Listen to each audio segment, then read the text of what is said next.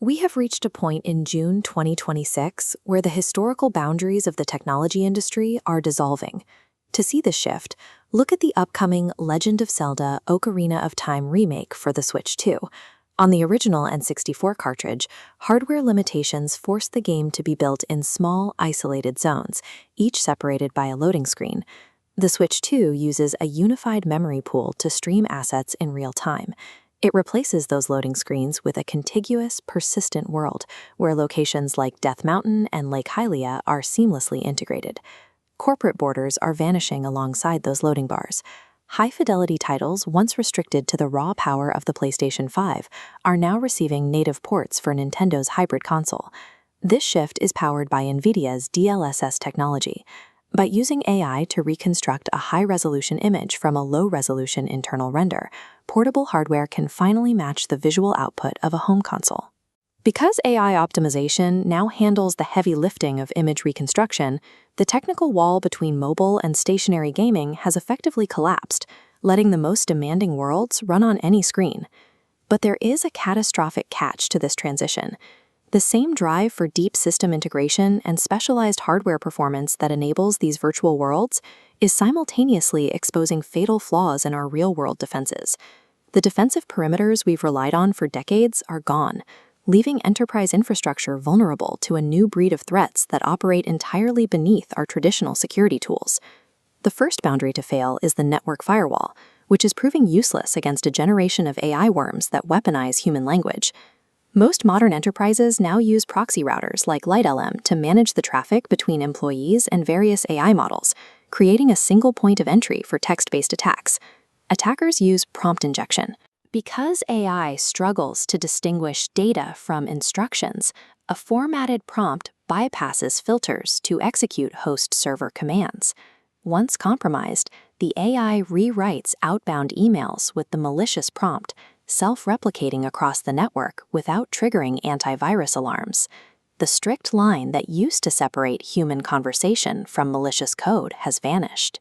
At the software layer, the isolated application sandbox is being destroyed by vulnerabilities in the Chrome V8 engine. To maximize speed, Chrome uses a compiler called Turbofan. It makes aggressive assumptions about data types to optimize code, assuming an array will always contain the same kind of data. A type confusion exploit breaks this logic. By injecting an unexpected object pointer into a sequence of integers, an attacker fractures the memory boundaries, breaking out of browser containment and achieving OS-level control. Because this can be triggered by simply loading a malicious ad banner, the perimeter of the web browser is no longer a reliable shield. At the lowest level of the tech stack, we find the Frost attack, a vulnerability born from the physics of hardware performance. To maintain high speeds, solid-state drives must perform background maintenance called garbage collection, erasing blocks of memory to prepare for new data. This chart shows microsecond-level latency fluctuations during maintenance cycles. By forcing specific write patterns, an attacker measures these minute delays. These timing measurements mathematically reconstruct sensitive data stored on the drive, including AES encryption keys. Because this extraction happens through hardware physics, the software meant to guard your data is completely blind to it. While academic research uncovers timing attacks, state-sponsored groups are finding success with a much more pragmatic approach.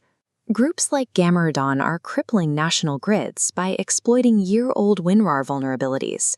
They don't need million-dollar exploits when human error and unpatched systems leave the door open. The failure here is systemic.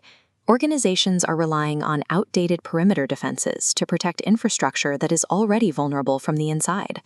The traditional castle and moat security model is officially dead. It must be replaced by zero-trust architecture. This starts with aggressive microsegmentation, treating every individual endpoint as if it is already compromised, to stop a threat from moving across the network. This requires operational shifts, forced patching that overrides user deferrals, and the use of isolated cloud containers for all browser sessions. In 2026, you cannot trust the web browser, the AI model, or the physical hard drive in your server. To operate in a truly borderless technological landscape, we have to build systems that trust nothing.